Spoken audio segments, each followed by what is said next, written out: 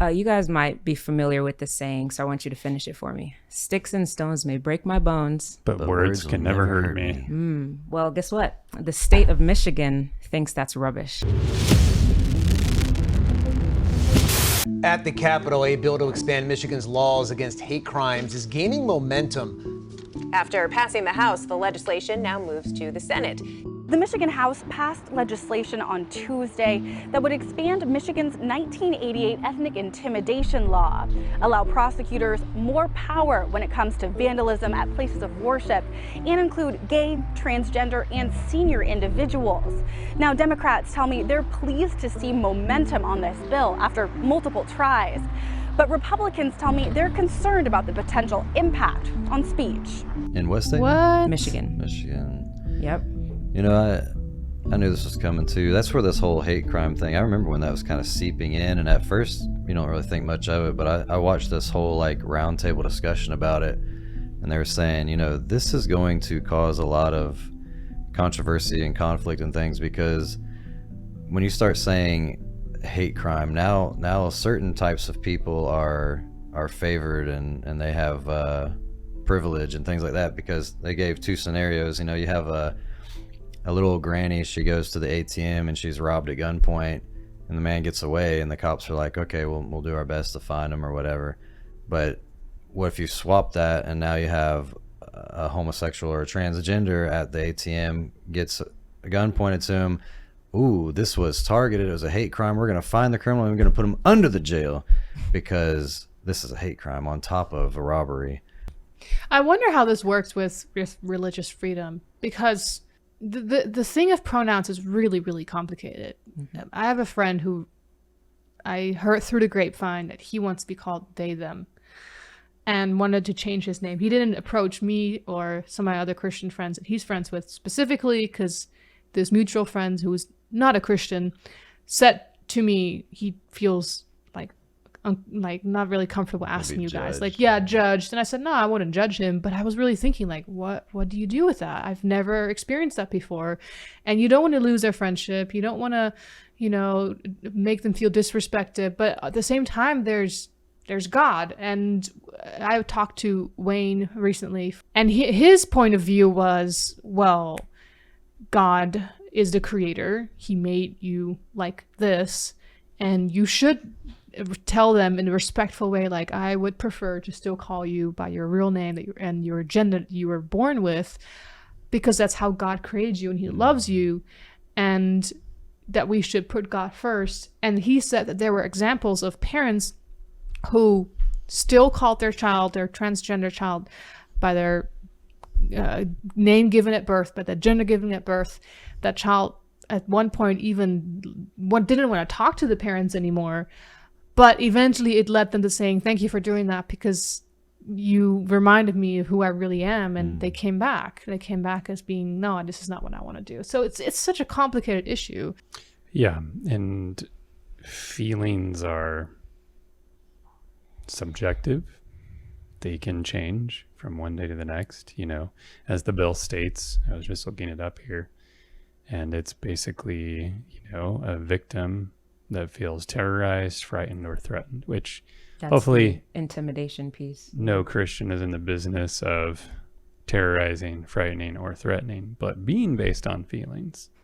Now it's up against, you know, how somebody perceives your intentions. And so, you know, the problem with that is you're defining everybody else's reality. Yeah.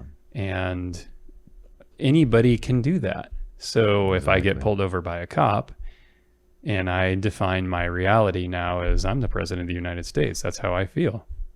Who are you to pull me over? You know, I'm going to fire you right now, bud.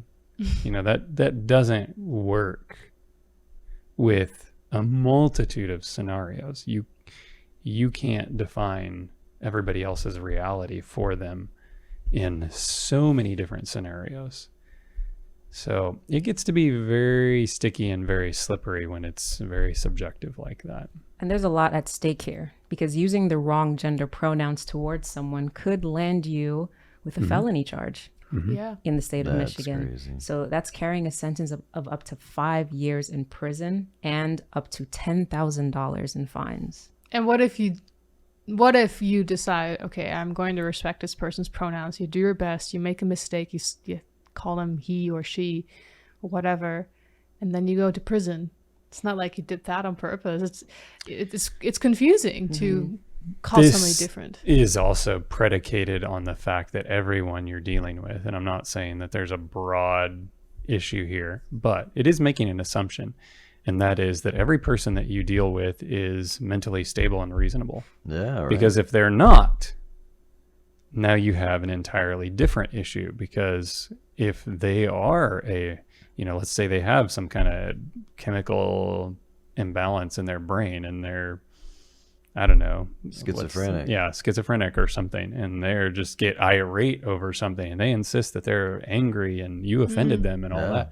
It could be completely unintentional.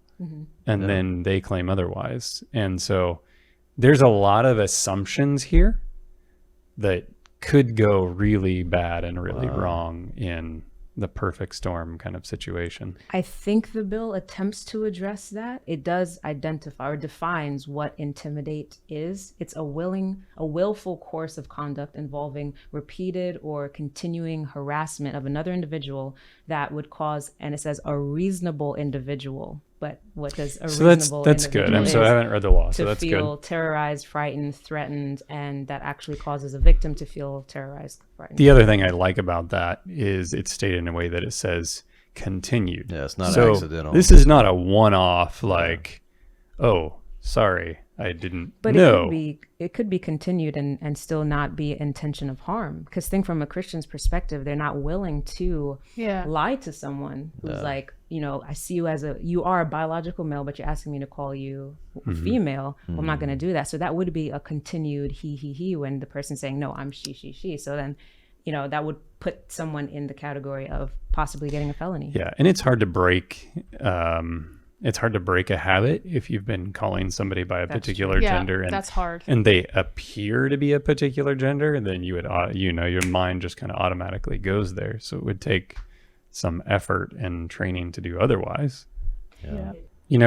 What strikes me is it appears like everything else. They want to protect a minority group so that they're not hated, not there's not violent behavior against them and those kind of things. Totally agree with that. I think it's completely reasonable. And it's easy to marginalize a small group of people and put them in the corner or kick them to the curb because you're the few, you're the little guy. Nobody cares. What strikes me is the amount of time, effort, and energy that's going into this, and knowing what Bible prophecy teaches, and that there will be a minority group, and the tables will turn, and they will not be protected. Yeah. Yep. And that's the thing that's really striking is when you know that, when you know what Bible prophecy says, it's like, it's just strange that it's all going one way, and it's all set up for this small group over here, and they're good and protected. But when you turn the tables, it's not the same treatment. They won't be protected the same way. And it's just kind of sad that in our humanity, we won't apply things equally. If you're gonna pass something like that, pass it for everybody across the board. Don't just leave a group out. So, and if you want to know more about that, a little plug, we have an online Bible school, lls.tv/ I think it's Bible school. The description should be in our YouTube video. I think it's in every single video. Brittany did a great job doing that when she was here, and hopefully we're carrying that forward. So check that out, and you can learn more about what we're talking about. There are a lot of laws on the books that are rarely enforced. Sure. But I was thinking about this broadly and how Christians should react or what their response should be to these types of laws.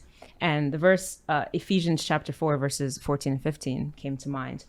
It says, we should no longer be children tossed to and fro and carried about with every wind of doctrine by the trickery of men in the cunning craftiness of deceitful plotting, but speaking the truth in love may grow up in all things into him who is the head, and that is Christ. If speaking the truth in love has its consequences, then so be it. We shouldn't be afraid of these laws because it's Christ who is our protector. It's Christ who will vindicate us. It is Christ who, in calling us to stand for truth, has the greater purpose in mind of leading all to salvation.